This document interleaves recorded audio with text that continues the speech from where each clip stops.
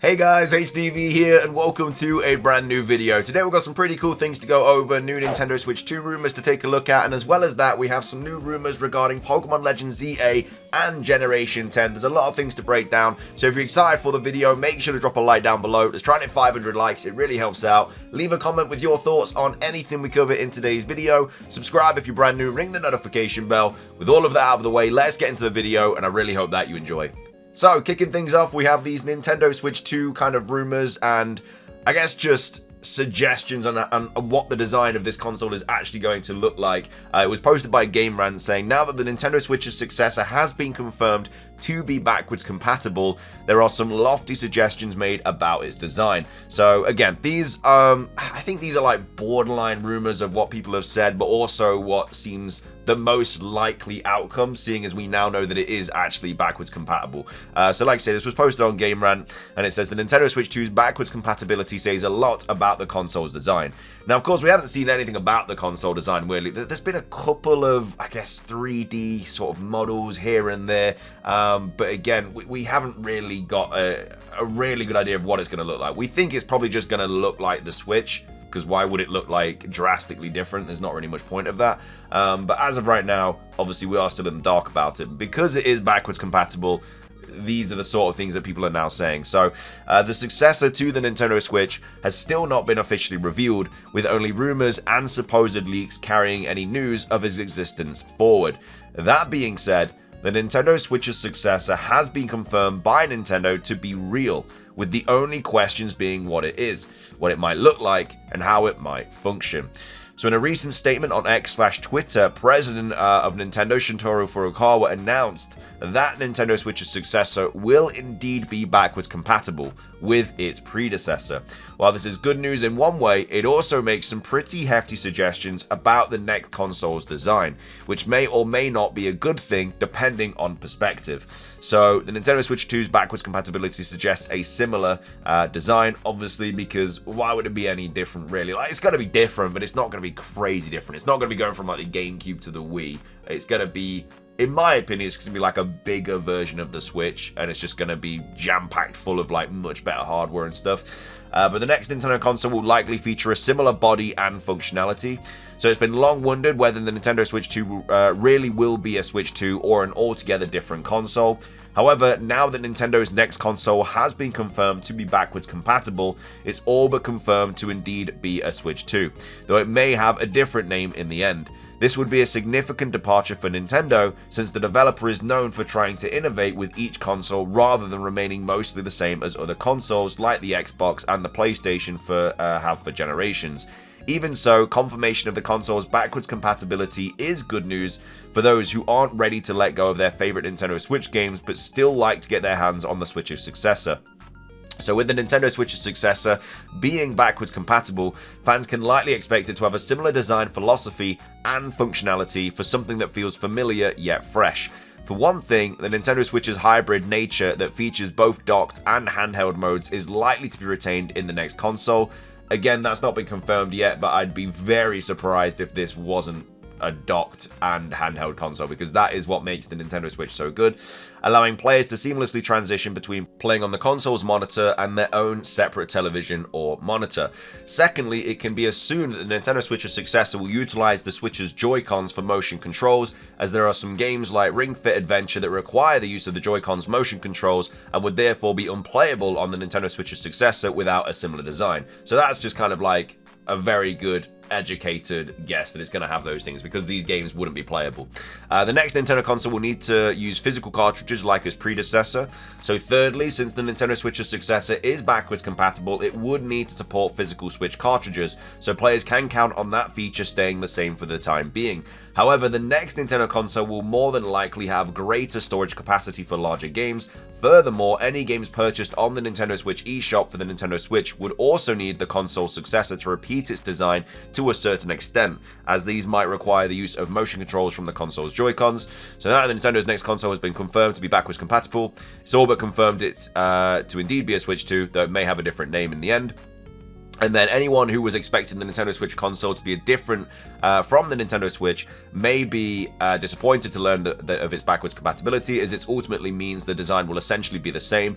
Of course, these will likely be some differences, and Nintendo would be remiss not to ensure there are, since it could potentially result in an underwhelming launch. After all, the Xbox and the PlayStation consoles both have enough power to compensate for any lack of innovation in their physical design, but if history has proven anything, it's that the next Nintendo console likely doesn't. Nevertheless, the next Nintendo console's backwards compatibility with the Switch means players will still be able to enjoy their favorite Nintendo Switch games for several years to come. So yeah, just a couple of ideas about the design feature and stuff. Again, not really anything we don't really expect to happen at the end of the day, just simply because why would they change it drastically when the Switch has been so successful? And the fact that it's backwards compatible, it probably means the cartridges are, like I say, going to be the same, because why would they make it any different unless they're going to have 2 cartridge spots, which just doesn't seem very useful. So I think, yeah, they'll have the same sort of cartridge, but the overall console will look very, very similar. So that's that. Moving on, we have some pretty big rumors to go over today about Pokemon Legends Z8 and Generation 10. So this was posted on the 25th of November. And it says ZA trailer details plus Generation 10 info. So again, this was posted on 4chan, so take it with a massive grain of salt. But either way, it says, here you go. So trailer for ZA dropping Friday, Thursday the 9th of November in the US, and on the 10th in Japan. So obviously that doesn't mean separate days in terms of what you'd think it means. That's because of time differences. So it'd be I don't know. I mean, usually we get the trailers at 2 p.m. my time, which is I think 10 p.m. Japan time. So that's already off to a bad start, because why would they change the time of the date? It'd have to be 4 or 5 p.m. I think for Japan time, something like that, for it to be the day after. That doesn't really make much sense. So I don't know why they would change that, because they always do it at the exact same time. So straight off the bat, it's off to a bad start. Either way, apparently it's dropping on the 9th of January in the US and on the 10th in Japan. The starter Pokemon are going to be shown. They're going to be Fennekin, Chespin, and Froakie. So obviously the Generation 6 starters, which again we're all expecting to see at this point anyway, because of the leaked Pokemon Worlds Anaheim picture for 2025.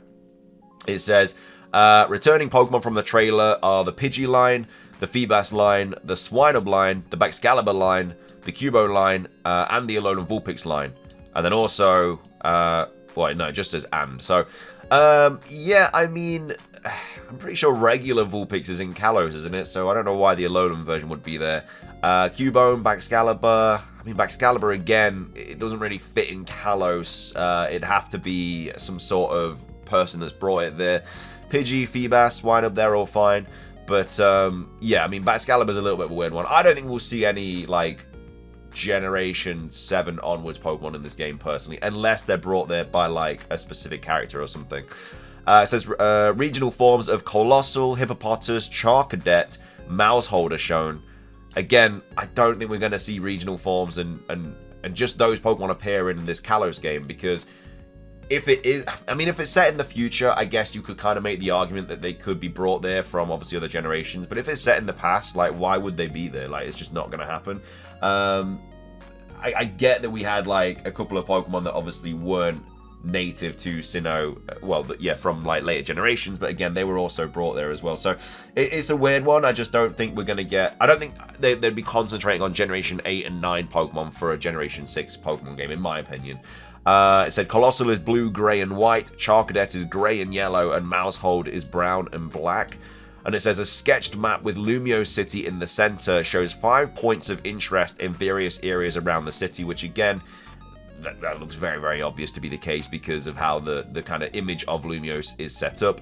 Shows a collage clip of these areas being snow, caves, mountains, lakes, and forest areas that are seen. So that, I guess, is jumping on the idea that you can exit Lumiose, go to these different areas, but they are still kind of labeled as Lumiose.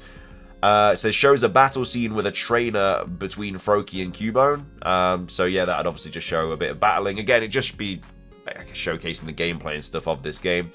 It has a clip of a Pokemon Center and a Pokestore next to each other. So the Pokemart and the Pokemon Center next to each other. So again, it still doesn't say what time period this is set in. But I guess if it has Pokemon Centers and Pokemarts and stuff like that, then it's probably, I guess, in the future. If it's in the past, it's not very far in the past. Shows catching a Swinub and a Great Ball. So again, not the old, Pokeballs used in Legends Arceus, so that would also show that it's probably set in the future. Shows a meeting room with a chalkboard on it, what looks like Mega Evolution symbol next to a name that you can't read. So that's probably going to be in like that Pokemon language that's in like multiple trailers and stuff and on like signposts and everything. Says the trailer ends with an aerial / drone style shot of Lumiose, and you can see the outskirts regions. Then zooms into a gym style room where a Sylveon is standing ready to battle, and you can see it has a Mega Stone around it on a collar. Then cuts to the title screen. I mean, I don't think we're going to get a Mega Sylveon, personally. I don't think we're going to get any Mega Evolutions, because it's like, how do they pick which one to give it to? I guess Sylveon's a little bit different, because obviously it was introduced on its own. It wasn't as like a pair or a trio.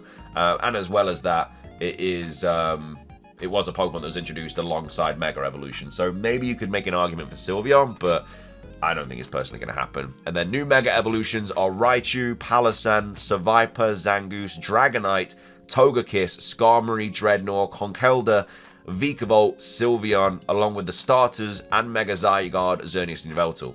I mean, this is giving information about the trailer, and I highly doubt that we are going to get these all shown in that trailer. It's just very, very unlikely. But yeah, all in all, I don't know. For some reason, I don't know why they've said the 9th and the 10th. Like, they're just...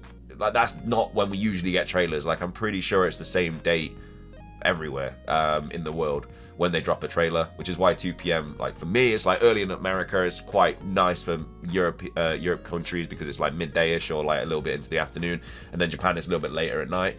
But yeah, it's around, again, it might nearly be midnight in Australia, but yeah, it's unlikely for them to change the actual time of dropping the trailer. So I mean, I don't really believe this, but yeah, obviously make your own judgment on it. I'm just reading it for you. But we then have some Generation 10 information as well. So it says Generation 10 is not in Greece. It is based in the Indonesian archipelago. Again, there's no confirmation it is in Greece. We just know it's an island archipelago, and a lot of people think it's Greece just because of other things as well, like the code name and everything. But it says the starter Pokemon are based on the Sun Bear, which is going to be a fire type, a Tiger, which is going to be a grass type. I think we get a Tiger. I mean, we just got a grass cat. I don't think we're going to get a grass tiger like the generation after. And then a water buffalo, which is going to be water type. For me, it just doesn't really seem likely to get a cat and then a tiger, because they're both cats at the end of the day. So why would we get back-to-back grass cats? It's just not going to happen. Maybe we get a water cat, because obviously we've had a fire cat, which is Litten. We've had a grass cat, which is Sprigatito. And then we've also had... and then so we might get a water cat. Same with crocodiles as well. Like we've had Totodile, which is water. We've had Fuecoco, which is a crocodile, which is fire type. So maybe we get a grass type sort of crocodile / alligator situation. But yeah, I don't think we're going to get back-to-back cats for grass types. Starting city is based on the Jakarta, Indonesia, and then other Pokemon early developed Pokemon designs. Other Pokemon early developed Pokemon designs are Kangaroo, which is going to be fighting type, a Rhino, which is going to be steel type, the Komodo Dragon, which is going to be dragon and poison type. Reveal on Pokemon Day, similar to Gen 9 with a theatrical trailer. So again, it is a possibility that we do get Generation 10 revealed on Pokemon Day. Riddler-Ku did say that he was surprised at how kind of in advance they were with this game, and so maybe they announce Legends, maybe they obviously drop the Legends ZA trailer halfway through the Pokemon Presents. Because obviously Legends EA is coming out next year, and then they drop a trailer for Generation 10, which is coming out 2026. Because they're clearly not above announcing games from the next year, because they did that with Legends EA. So maybe they do that again with Generation 10. I'd love to see that. It'd be the most hype Pokemon Day ever, because then going into the 30th anniversary, we know we're getting Generation 10, and then the Pokemon Day Presents in the 30th anniversary would showcase like a massive trailer for Gen 10. It'd be huge. So I really like that. I think it depends. I think if the Switch 2 is announced by the time the Pokemon Presents happens, I think it could happen. Because obviously, the Generation 10 is going to be for the Switch 2. There's no way Generation 10 is going to be for the Switch 1. It's just very, very unlikely. So if the Switch 2 is announced, then maybe they announce Generation 10 for the Switch 2 in that Pokemon Day Presents in 2025, which I hope is the case. It says release date of 2026 for the 30th anniversary. So all in all, those are the latest rumors. I'm not believing it. I think a lot of it just sounds very wrong and out of place. But either way, it's always fun to kind of cover Generation 10 stuff. Because like I say, we could literally be a few months away from the reveal of Generation 10, if it is actually going to be next February. But let me know your thoughts on this rumor. And then also, what do you think the design of the Switch 2 is going to look like? Do you think it is going to look similar to the Switch 1? Or do you want it to look completely different? But either way, thank you for watching. If you enjoyed, drop a like. Let's try it at 500. Leave a comment. Subscribe if you're brand new. Ring the notification bell for daily Pokemon content. Have a great rest of your day. And until next time, peace.